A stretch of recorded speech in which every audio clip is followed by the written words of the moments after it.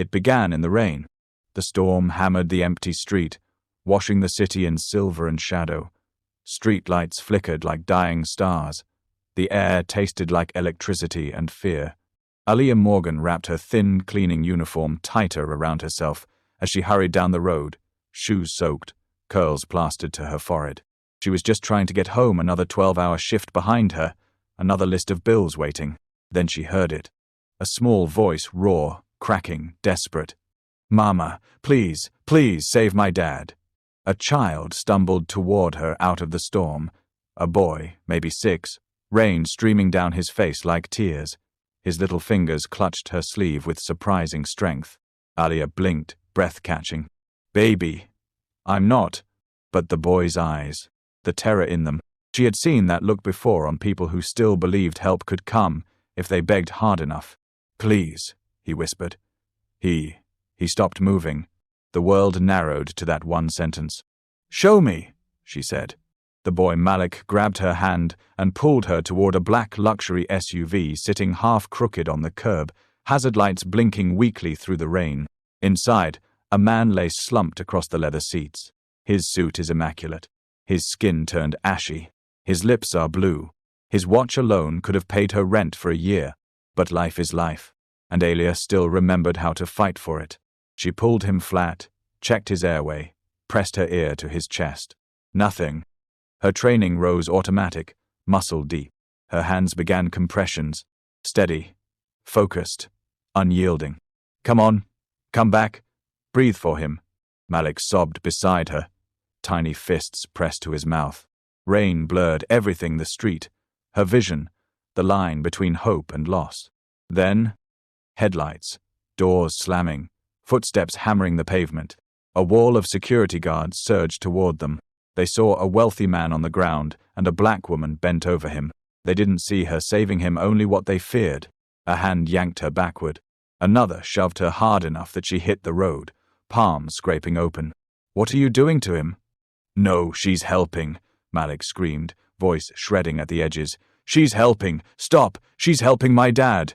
But panic has a way of drowning truth. Someone reached for her wrists for handcuffs, and the world tilted, cold and brutal. Sirens, paramedics rushing in. One knelt, checked the man's chest and froze. "Who began CPR?" the medic demanded. Aaliyah raised her trembling hand. The medic's expression shifted, respect cutting through the chaos. She saved his life. Without her, he'd be gone. Just before we dive in, let us know in the comments where you're watching from today. We love seeing how far these stories reach. And make sure you're subscribed, so you don't miss tomorrow's special video. Now, let's jump back in. Enjoy the story. Silence fell like another kind of storm. Malik threw himself into her arms, sobbing into her soaked uniform. "Thank you," he choked. "Mama, thank you." And just as the lights of new arrivals flashed across their faces, cameras snapped. The world had just found a new story. But before the headlines, before the praise and the judgment and the consequences that would follow, Aaliyah Morgan had been someone else entirely, someone with dreams, a future, a purpose. Once, she was almost a nurse. Once, she believed she could save people, until life forced her to choose who to save first. And that choice changed everything. Before the cameras, before the headlines, before Malik's voice carved itself into her bones, Aaliyah Morgan had been someone else. Once, she wore teal scrubs instead of a cleaning apron. Once, she walked hospital hallways with a purpose so bright it felt like a second heartbeat. Aaliyah had been good at it, nursing school, clinical rotations, the rhythm of care. She remembered the calm that came over her when she worked. The clarity. Where others panicked, she steadied. Where others hesitated, she moved. She could quiet a crying child, draw blood without pain, soothe a frightened mother with just her voice. In another life, one of her instructors had said, smiling softly as Aaliyah wrapped a bandage with perfect precision, "You'll run a clinic someday, maybe even a hospital. You have a healer's hands." Aaliyah believed it. Back then, before everything broke, the call came on a rainy Thursday morning. Her phone buzzed through the pocket of her scrubs. She expected it to be her roommate asking about groceries, or her class group chat with another late-night study meme. Instead, unknown, Caller County Medical Center, she answered already, afraid. Is this Alia Morgan? Yes, this is she. It's about your mother. The world changed in 6 words. Her mother, strong, stubborn, always laughing, had collapsed at work. A stroke. Suddenly. Severe. Alia ran. She remembered the hospital smell, the thick mixture of disinfectant and grief. She remembered her mother in a bed that looked too small, machines forcing rhythm where her body could not. She remembered doctors speaking in heavy, quiet tones, words like impaired, long-term, assistance required, cost, so much cost. Alia dropped out of nursing school the next week. There wasn't time to finish. Not while her mother needed help to eat, bathe, move. Not while medical bills stacked in envelopes thick enough to break mail slots. Not while their small apartment became a rehab center held together with prayer and stubborn love. Her instructors tried to convince her to stay. You can finish part-time. We'll help you apply for aid. You can't carry this alone, Alia. But they didn't understand no one carried her mother but her. Alia became a caregiver, nurse, daughter, and provider overnight, and the world did not pause to make room for her grief. Jobs came however they could. Mornings cleaning houses where other people's lives smelled like lemon and lavender, spotless and untouched by hardship. Evenings stocking shelves in fluorescent aisles, smiling politely at customers who never looked at her long enough to see her. Nights bussing tables at the diner, fingers pruned from dishwater, feet aching, back tight. Sleep became something she borrowed in small pieces. Hope became something she stored away because it hurt too much to carry. But she did it. She kept the lights on. She kept her mother warm. She kept them alive. That should have been enough. Except, the world has a way of kicking those who are already kneeling. There was a moment, small, almost forgettable, when everything could have been different. An elderly man at the diner collapsed near the back booth. No pulse, no breath.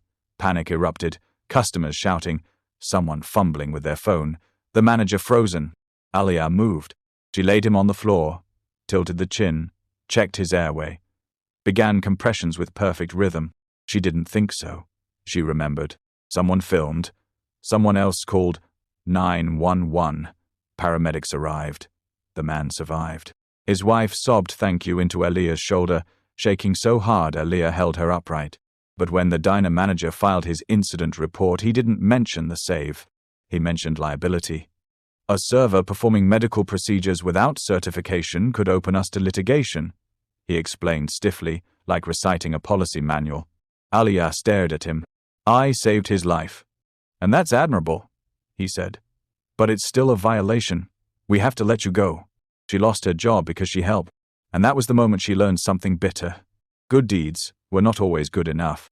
Not in the eyes of the world. Not when survival was currency. Her mother's health declined slowly. Breathing became harder. Words sometimes slipped away before she could catch them. Days blurred. Nights stretched. And then, Alia lost her anyway. After the funeral, silence filled the apartment like fog. Every chair, every mug, every blanket still held the shape of her mother's existence. Alia sat on the floor and cried until her ribs hurt. Then she got up. Because what else was there to do? Loneliness became routine. Work, walk, sleep, repeat. No dreams, no future, just endurance. People stopped asking what she had once been. Even she began to forget. Until the night of the storm. Until Malik. Until those small trembling hands grabbing her sleeve. Mama, please, save my dad. It was the first time in so long that someone had looked at her not as invisible labor, but as I hoped. That night, after the paramedics took Jameson Reed Sr. away and the security guard stood in shameful silence, and Malik refused to let go of her hand until his uncle gently coaxed him into the ambulance, Alia walked home in the same rain that had witnessed everything. Her clothes clung to her body. Her hands shook from adrenaline and exhaustion. Her knees still burned where they had scraped the pavement. And yet, her chest felt different. Not lighter. Not healed. But I'm awake. She lay in bed, staring at the ceiling, still feeling Malik's small arms wrapped around her, still hearing his voice echo through her. Mama, please save him. She had saved someone again. She had saved someone again. And in the heavy darkness, Aliyah felt a thought rise like a slow, steady heartbeat, one she had buried long ago. Maybe I haven't lost everything, but hope is fragile, and the world was about to discover her name, whether she was ready or not. The world changed before Aliyah even had time to wake up properly. She had barely opened her eyes the next morning when her phone began vibrating. Not once, not twice, but in a relentless, pulsing stream, texts, calls, notifications rolling in faster than she could swipe them away. At first, she thought it was spam. Then she saw the headline: Unemployed Black Nurse Saves Billionaire During Storm. Aliyah Morgan, Local Hero. Miracle on Crescent Avenue. There was even a photo of her kneeling over Jameson Reed Sr., soaked to the bone, hands pressed to his chest, Malik clutching her arm, rain falling like something cinematic. It looked like a movie, but it was her life. Aliyah sat up slowly. The room was quiet, too quiet, the kind of quiet that comes right before a wave hits. Her phone rang again. Unknown number, then another. She turned it off. For one brief, impossible moment, the silence returned. She tried to go to work. At the grocery warehouse, heads turned before she even clocked in. People whispered. Someone took a picture. Someone else asked for just a comment. A manager stepped out from behind the counter, face pale and confused. I think you should go home for today, he said gently, not unkindly. The media's been calling here. It's a lot. Aliyah nodded. She didn't argue. She didn't know how to process any of this anyway. Outside, a news van was parked by the curb. She walked faster. By the time she reached her apartment, two strangers were waiting near the building door, one holding a camera, the other a microphone. Aliyah Morgan, hero of the Crescent Avenue rescue. Do you have a moment? She turned away. They followed. How does it feel to save a billionaire's life? Did you know who he was? Were you trained as a nurse before? Are the rumors true that you staged the incident for attention? She stopped so suddenly the reporter nearly collided with her. Her voice was quiet, but steel lived under it. I did not stage anything. A child begged me for help, so I helped. The reporter opened his mouth for the next question, but Aliyah was already walking. Inside her apartment, she closed the door and leaned against it, breath shaking, heart pounding. The world had decided it knew her story, but it didn't know her at all. That evening, there was a knock. Not frantic, not aggressive, just steady.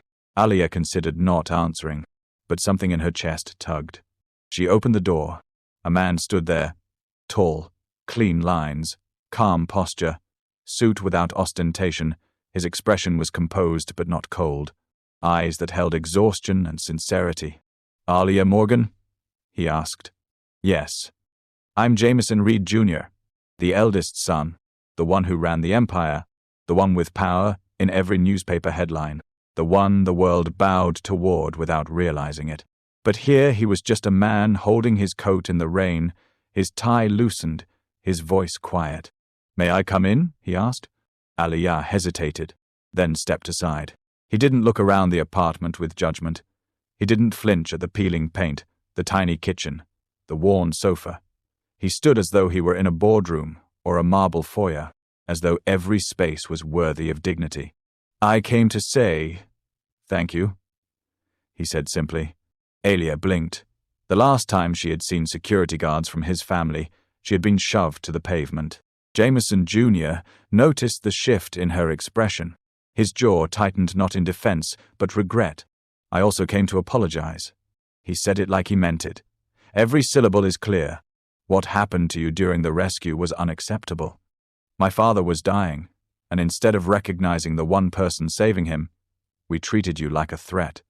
His voice thinned with disgust directed inward, not at her. There is no excuse. Aliyah didn't know what to say, so she didn't. Jameson let the silence breathe.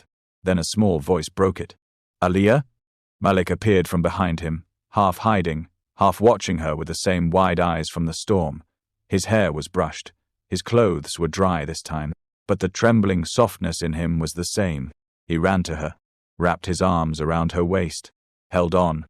Aliyah knelt, arms slowly circling him, tenderness unfolding inside her like something fragile and warm. Hey, sweetheart, she whispered. You okay? He nodded against her shirt. But she could feel the tiny, uneven breaths of someone who had cried until his body was empty. "I was scared," he murmured. "But you came." Aliyah closed her eyes, just for a heartbeat. Jameson cleared his throat gently. "My father is recovering.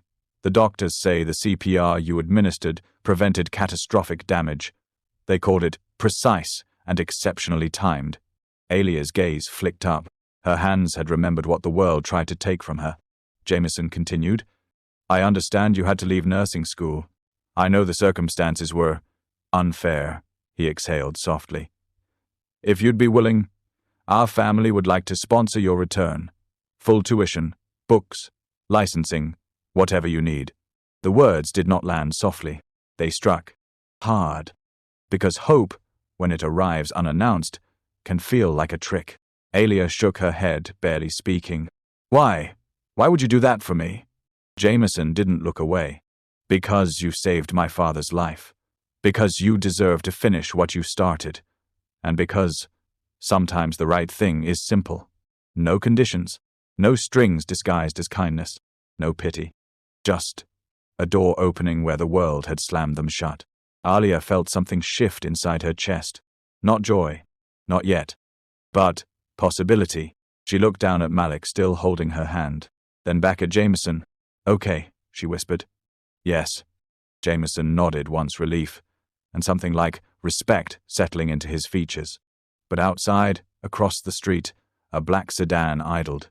Windows tinted, engine rumbling low. Someone inside watching the woman whose name the city had begun to chant, watching the boy who clung to her, watching the family who had just offered her a future. Eyes trained on Aliyah like she was not a healer, but a threat. The scholarship paperwork arrived faster than Aliyah expected. Within a week, she was sitting in an admissions office again, this time not as someone begging for second chances, but as a student being welcomed back. Her fingers trembled when she picked up her student badge. Her name. Her photo. Nursing program. Reinstated. Her reflection in the plastic was almost unfamiliar. Aliyah did not look like the woman who mopped diner floors until her knees ached, or the woman who counted coins to refill her mother's medication bottle. She looked almost like the girl she once was. Hopeful. Bright. Capable. Classes were intense. Medical terminology, pharmacology, emergency response simulations. But instead of feeling overwhelmed, Aliyah felt her brain light up like something electric. Her hands remembered. Her mind remembered. Her heart remembered. The first time she placed her stethoscope on a mannequin's chest during training, the instructor looked at her with surprise. "You've done this before," he said. Aliyah smiled, small, but real. "Yes, I have."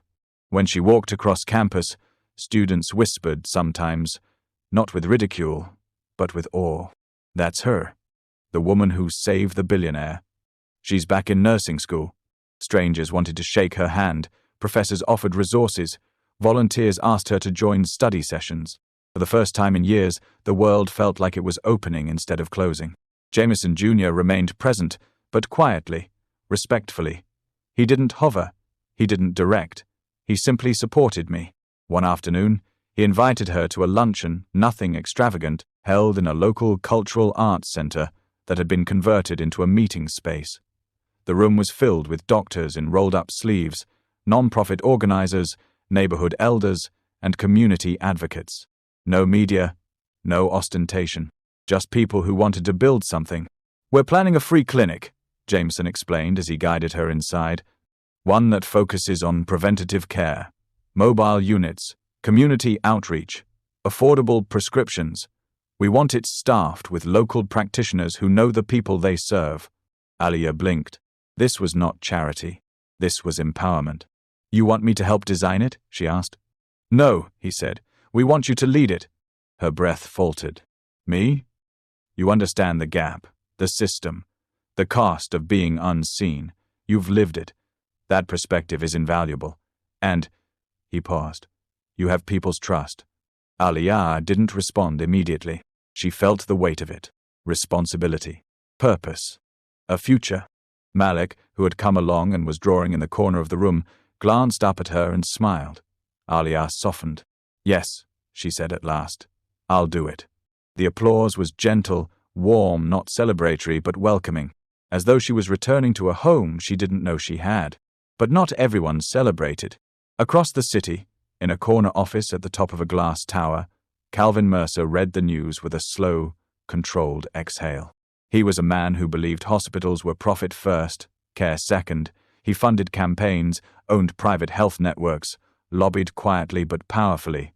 His suits were tailored, his smiles polished. His influence flowed like invisible ink, seen only when it stained. The moment he saw Elia's name attached to a community clinic proposal, something cold slid behind his eyes. Free care clinics threatened business models. Empowered communities questioned systems. A nurse with a public platform was dangerous.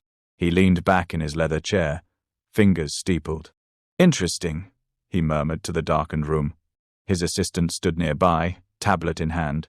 "Should we begin public messaging strategies?" she asked. He didn't look at her. He watched Alia's photo on the screen, kneeling in the rain, saving a life, eyes filled with fire. "Yes," he said softly. "Start small. Whisper networks first." The assistant nodded. Rumors travel faster than truth. Alia noticed the shift gradually. At the grocery store, someone looked at her with forced sympathy that didn't reach their eyes. At school, 2 students paused their conversation when she walked past. One whispered loud enough to be heard. She only did it for attention. Another replied, "The Reed family is just using her for PR. Or maybe she's using them." Alia kept walking. But it stung, the kind of sting that doesn't show on skin but bruises the spirit. She tried to brush it off. Focus on study. Focus on Malik. Focus on her mother's recovery. Focus on the clinic project. But rumors are vines. They grow quietly. They tangle. They drag. At a student lounge one afternoon, she overheard. "I heard she staged the rescue for the cameras." She knew who the billionaire was. She saw a chance. She's just trying to make herself famous. Something inside her went very still. She wanted to defend herself, but defending herself would only feed the fire. She walked away. Later that evening, she sat on her bed staring at her closed textbook. The page numbers blurred. Her phone buzzed. "Malik, are you okay?" She hesitated, then typed back, "Alia. Just tired." A pause. "Malik, you saved my grandfather. People can say what they want. I know the truth." Her chest tightened. She pressed a hand to her heart and breathed slowly. But outside her window, parked beneath a flickering street lamp, a car idled again. Same model, same dark-tinted windows. Watching. Waiting. The whispers were no accident. The threat had already begun. The first article appeared on a Tuesday morning. It wasn't overtly cruel, just suggestive. Questions remain about the hero nurse's background. Sources claim the nursing student was dismissed from the program under concerning circumstances. Was the high-profile rescue a stroke of luck or something else? No sources named, no facts, just the kind of insinuation designed to rot truth from the inside. Alia read it standing in line for coffee, her hands gripping the phone so tightly her knuckles whitened. She felt the familiar heat of humiliation creep up her neck, but she forced herself to exhale. She could survive rumors. But rumors, like illness, spread fast. By the end of the week, 3 more articles appeared. Then a podcast. Then a TikTok thread dissected her photos frame by frame, calling her an opportunist. Then came the comments. "She wants a payout." "Clout chaser." She planned it. These people always use tragedy for attention. Alia stopped checking her notifications. But the world didn't stop talking. The clinic site was a former recreation center on the West End, cracked windows, rusted fences, but filled with potential. Alia loved it instantly. She pictured murals on the brick, children running through the community garden, nurses greeting neighbors by name. But the day she arrived to review floor plans, a crowd was already there. Not supporters, protesters. Handmade signs waved. "No frauds in our community," Reed family used again. "She just wants fame." Alia froze on the sidewalk. Her backpack straps dug into her shoulders as her breath shortened, but her legs wouldn't move. Someone shouted, "There she is." A ripple passed through the crowd. Phones rose, faces sharpened. Accusations took shape in the air like knives. Alia backed away, pulse hammering. She didn't run, but only because running would mean they had power over her. She made it home before she allowed herself to cry. Not loud, not dramatic, just silent tears that slid down as she stood in her dark kitchen, gripping the counter to stay grounded. She was so tired of fighting, of proving, of explaining, of surviving, and yet she still cared. That was the exhausting part. The next day, Jameson Jr. called a press conference. He stood behind a podium like he was born to shape worlds, composed, steady, immaculate in a charcoal suit. "Let me be clear," he said, voice firm. "Alia Morgan is not only the reason my father is alive, she is a trained medical professional returning to complete her degree. She has my full support, and the clinic will proceed exactly as planned." The crowd murmured. Reporters snapped photos.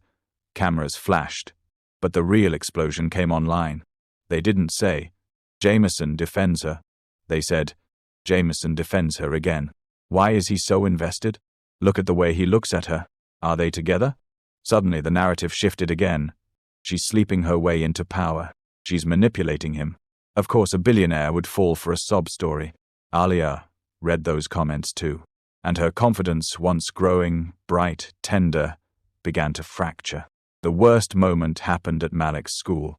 He came to her apartment one afternoon, shoulders hunched, eyes swollen from crying. "Alia," his voice cracked. "They said you're a criminal." The words hung in the air. Alia knelt in front of him, her hands on his cheeks.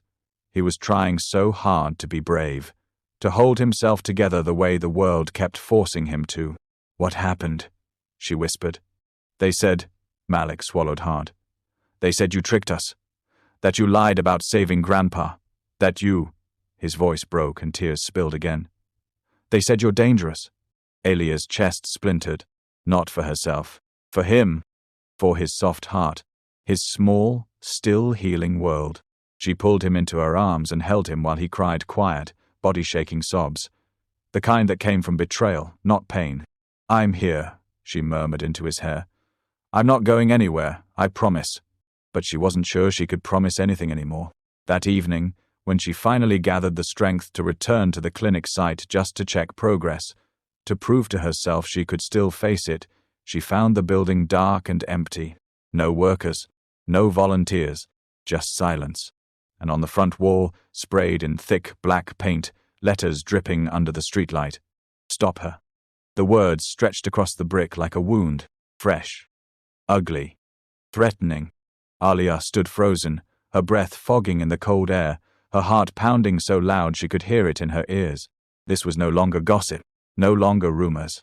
Someone wanted her gone. Someone was willing to act. The night felt suddenly colder, heavier. Watching, Alia's hands curled into fists, not in anger, but in something deeper, resolve. If they wanted her silent, they had chosen the wrong woman. The spray paint lingered in Alia's mind long after she walked away from the clinic site. Stop her. The two words followed her into sleep, into class, into every quiet moment. They sank into her bones. That night, she woke choking on her own breath, heart pounding, lungs tight.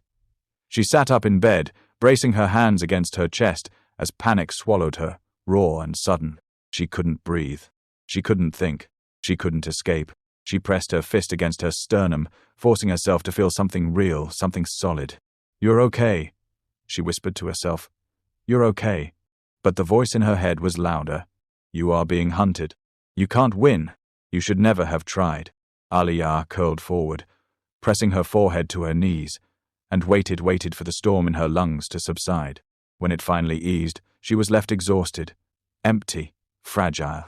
She found herself standing in her mother's bedroom without remembering walking there.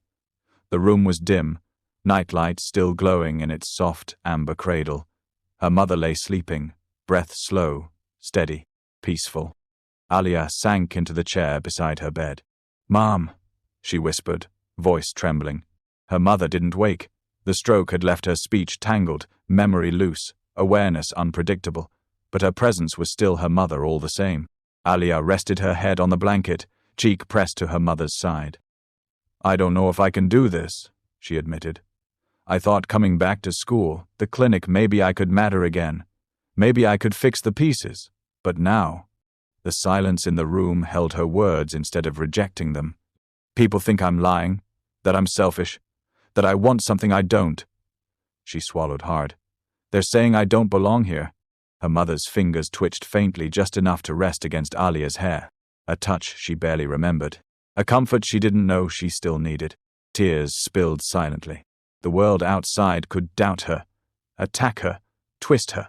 But this woman who had raised her on love and long shifts and laughter in small kitchens, had believed in her first. If her mother still existed in that quiet body, then her belief did too. She didn't hear Malik come in until he sat on the floor beside her, cross-legged, quiet, leaning his shoulder against her knee. He didn't speak. He didn't need to. After a while, he whispered, "Some people are just scared of good things. They don't know how to understand them, so they try to break them." His voice wavered. "But you're good, Alia." Her throat tightened. She hadn't realized how badly she needed someone to say it. Malik looked up at her with those open, earnest eyes, and for a moment, she saw the boy he had been before grief carved him older. Alia brushed his hair back gently. "We're going to be okay," she told him. But this time, she believed it. Not because the world was safe, not because things were getting better, but because she remembered why she fought. Not for headlines, not for attention, not to prove anything to the powerful. She fought for the kid sitting beside her, for her mother's hand resting in her hair, for the families who needed care and had been told they didn't deserve it. For people like her. The next morning, Alia woke before the sun. She dressed in jeans, boots, and a sweatshirt she didn't mind getting dirty. No makeup, no attempt to look composed, just herself. She got on the bus. She got off 2 blocks from the clinic. She walked. The clinic building stood under a grey sky, quiet, neglected, scarred by vandalism. But the words on the wall no longer made her flinch. They made her angry. And anger could be useful. Alia found a bucket, a brush, and cleaner from the supply shed left over from earlier restoration work. Then she scrubbed, slowly, steadily, deliberately. Her muscles burned, but the motion soothed.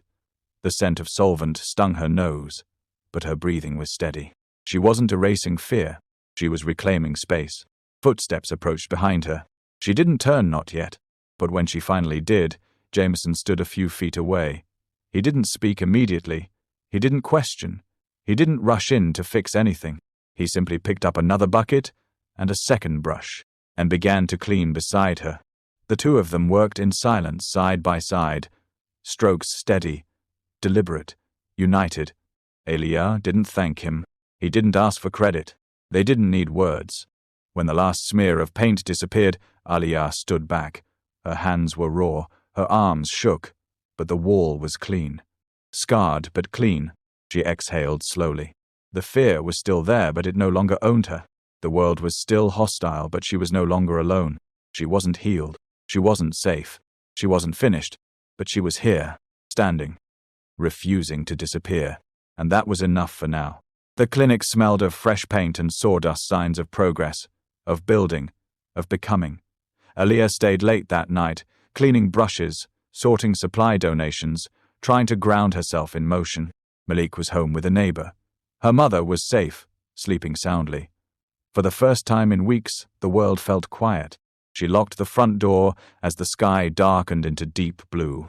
But she didn't go home. She lingered, checking inventory lists for the 5th time, pacing the hallways, tracing the path patients would walk one day. Each step whispered a promise to every person who had ever been told they were invisible. This place would see them. She paused in the exam room that would eventually hold pediatric visits. A colorful mural sketch hung taped to the wall, Malik's design idea. A sun rising behind a row of houses, hope in crayon lines. Alia smiled. Then she heard it. The soft click of a door unlocking. Not the front entrance. The back. Alia froze. Her pulse slammed into her throat. Her breath stilled. Her body remembered danger before her mind formed the thought. Someone was inside. She stepped backward into the shadowed hallway, pressing herself against the wall. Every survival instinct she had ever learned snapped awake. A footstep, heavy, then another.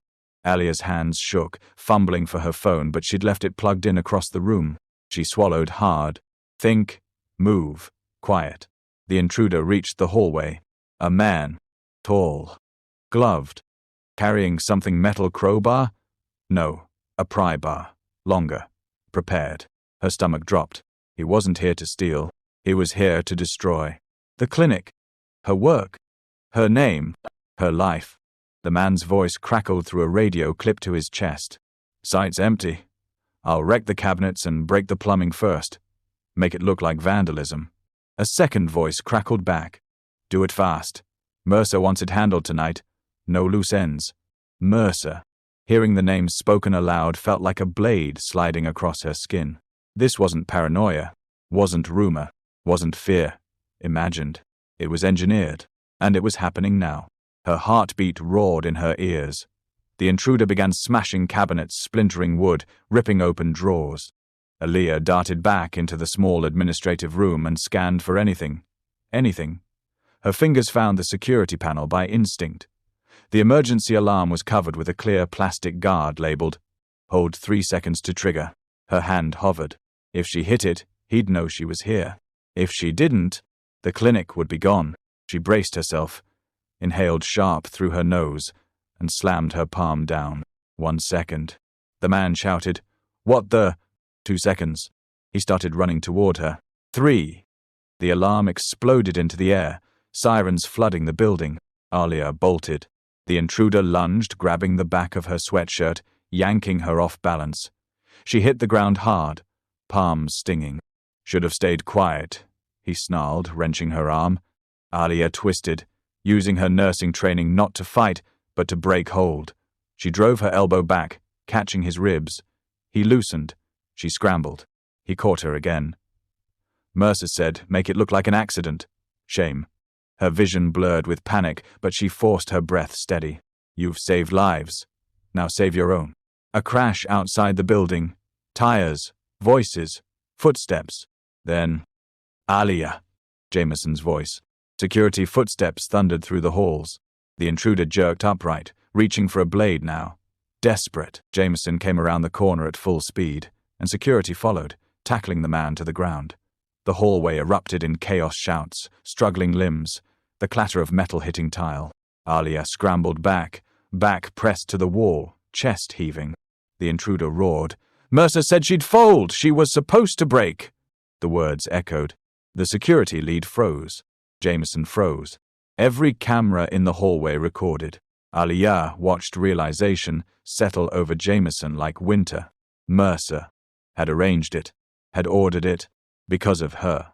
Police arrived minutes later, lights flashing, radios buzzing. The intruder was dragged out, yelling curses, threats, half-mad fury. But the damage wasn't just physical. It was proof. Real, recorded, irrefutable. Aaliyah felt Jameson kneel beside her. His hands hovered before they touched, gentle, grounding, letting her choose. She leaned into him not out of weakness, but because her body was still remembering how to breathe. "You're safe," he murmured. She wasn't. Not really. Not yet. But she was alive. And the truth finally was out. The news broke before the sun rose. Political donor linked to violent sabotage of community clinic.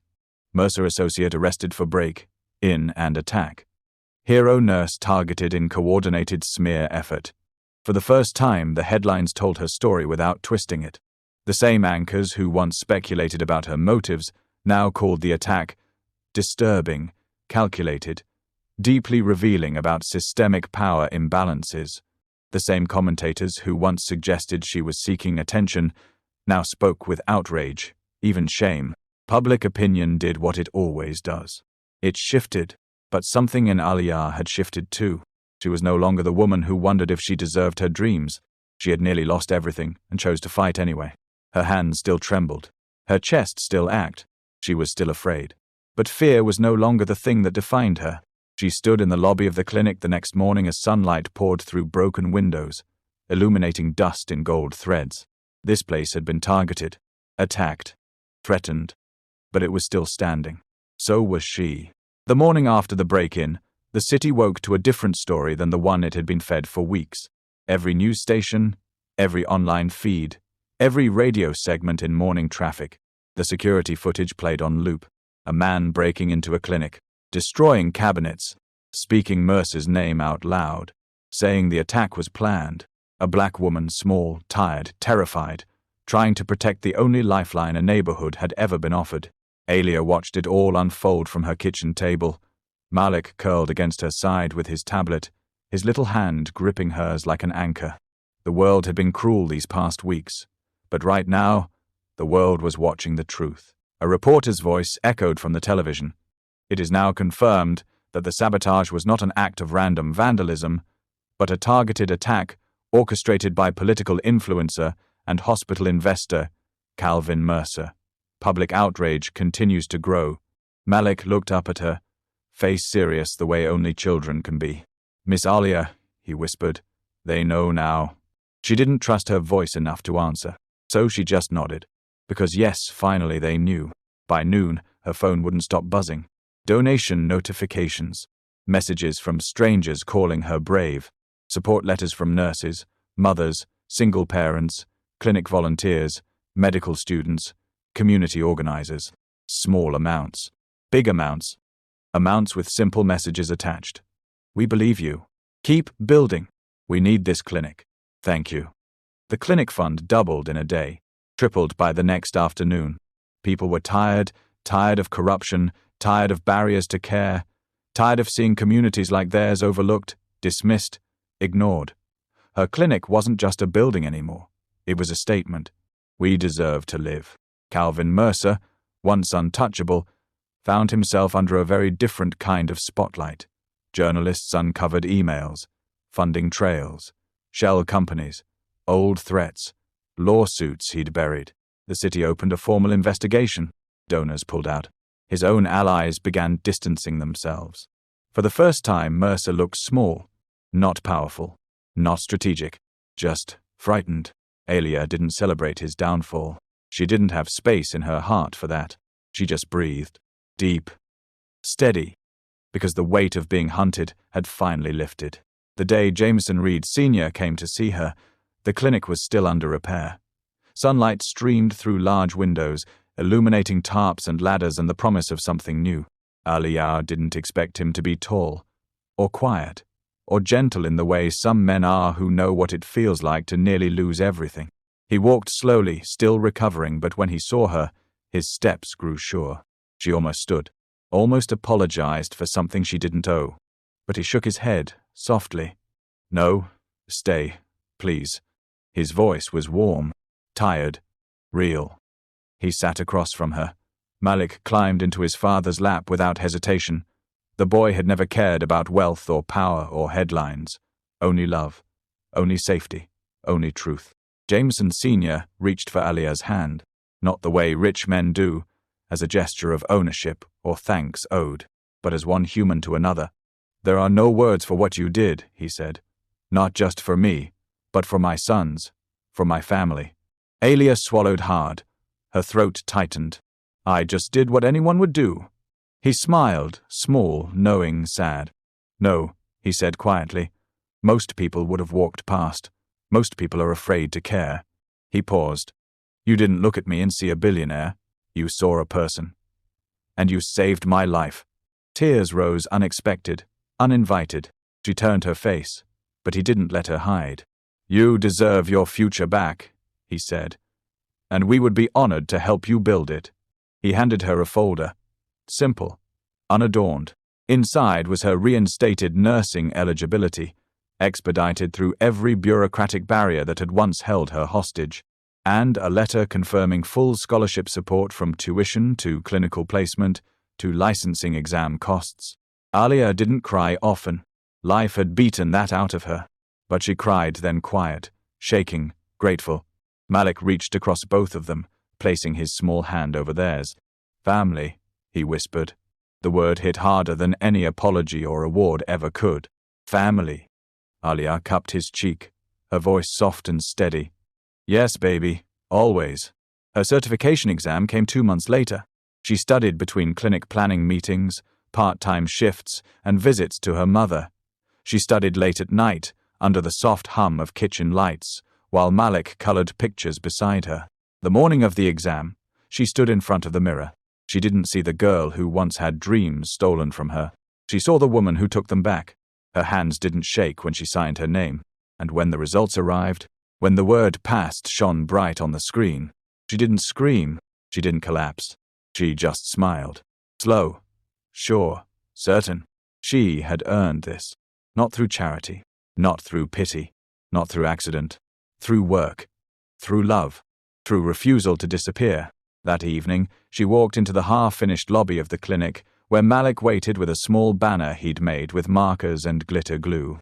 "Congratulations, Miss Alia." He ran to her so fast his shoe squeaked on the floor. "You did it?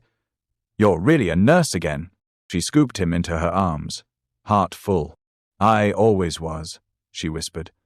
"The world just needed time to remember." Malik pressed his forehead to hers. "You're my family," he said again. This time, her voice didn't tremble. "Yours," she replied, holding him closer. Always. The world had tried to break her, had twisted her story, had painted her as desperate, dangerous, manipulative, but the truth had survived. She had survived, and now she was building something that would outlive every headline. The morning the clinic opened, the sky threatened rain. Not a storm, just a heavy grey softness, the kind that makes the world quiet before something begins. Volunteers tied ribbons along the handrails. Nurses and students straightened tables. The scent of fresh paint and new beginnings lingered in the air. Alia stood alone in the main hallway for a moment, one hand resting lightly against the wall. Beneath the fresh white paint, she could still see where the cabinets had been shattered, where her hands had trembled, where her fear once lived. Now the room felt different, brighter, wider, full. She had fought for this. She had bled for this, in more ways than one. The lobby slowly filled neighbors from the block, elderly women in wheelchairs, single dads with toddlers on their hips, teachers, grocery clerks, bus drivers, small business owners. Some people came in suits, others in work boots, others in clothes worn thin from long years of living. It did not matter. Everyone walked through the same door. Everyone was welcome. Outside, camera crews filmed, but for once, their lenses didn't feel like an invasion. They felt like witnesses. Then the Reed family arrived. Jameson Sr. walked carefully, still recovering but strong enough to move without assistance. His coat fluttered in the breeze. Malik held his hand, chattering excitedly, tugging him along. Jameson Jr. followed close behind, calm, composed, but the gentleness in his gaze never left Alia's face. The crowd parted not from awe, but respect. The wealthy were rarely seen standing among those who had nothing, but today there were no divisions, just people, just lives, just hope. Alia stepped up to the small podium at the entrance. A microphone rested in front of her, simple, unadorned, just like the space around her. No banners, no brand partnerships, no corporate slogans, only the clinic's name, Morgan Reed Community Health Center. Her name, their name, everyone's place. She took a breath, not to steady herself, but to remember. She had once believed her voice didn't matter, that her story wasn't worth hearing, that she should make herself small to survive. But now when she spoke, every word felt rooted. "I won't say I'm a hero," she began, her voice steady, carrying across the crowd. "Heroes don't walk home from cleaning shifts, wondering how to stretch a paycheck. Heroes don't stand in the grocery aisle counting change for milk. Heroes don't cry at night because they have to choose between caring for family and caring for themselves." A quiet hush fell across the space. She continued, "I'm just someone who couldn't walk away when someone needed me, and I don't want anyone in this city to ever have to walk away again." She lifted her chin, not in pride but in purpose. "This clinic exists because every person deserves care, dignity, a chance to keep the people they love alive. You don't need insurance to be treated here. You don't need status. You don't need the right job, the right neighborhood, or the right last name." Her chest tightened, but it wasn't grief this time. It was relief. "Here, you just need to be human." The crowd clapped, not loud, but warm, sincere, real. She looked to her right. Malik stood beside her now, his hand finding hers naturally, like it had always belonged there. He looked up at her, eyes shining, voice soft but strong enough to echo. "You saved him, and you saved all of us." The clouds above seemed to ease light filtering through, as though someone had lifted a veil. Sunlight spilled across the clinic steps, warm and golden, touching the faces of every person gathered there. Gasps rippled through the crowd, not dramatic, just grateful. Alia felt it too. Not just sunlight, peace. Jameson Sr. stepped forward then. He took her hand not as a patient, not as a billionaire, but as a man who had known death and returned because of her. "Let the doors open," he said simply. And they did. People entered slowly at first. A grandmother asking about blood pressure checks. A young mother seeking vaccine information. A teenager asking how to volunteer. A man who had avoided clinics his entire life finally stepping over the threshold. Care began. Not with fanfare. Not with flashbulbs. But with presence. With kindness. With hands extended. Not withdrawn. Later, when the crowd thinned and the sun settled warm against the windows, Alia stood outside alone. Not lonely.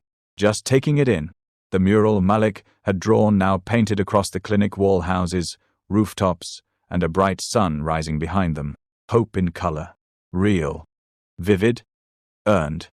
The world had tried to break her, but she had become something stronger, not harder, not colder, wider, more capable of holding joy where pain had once sat. She exhaled slowly and smiled. Alia, if this story spoke to you, I'd love to keep sharing more with you. You can subscribe to stay connected. No pressure, just community and continuation.